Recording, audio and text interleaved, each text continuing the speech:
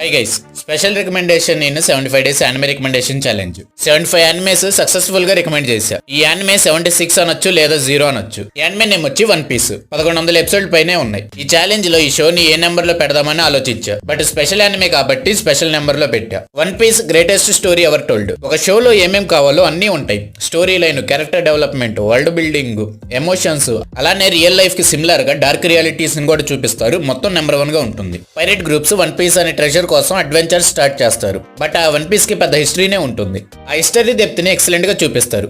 1100 ఎపిసోడ్లు ఉన్నా ఓన్లీ 10% మాత్రమే ఫిల్లర్స్ ఉంటాయి.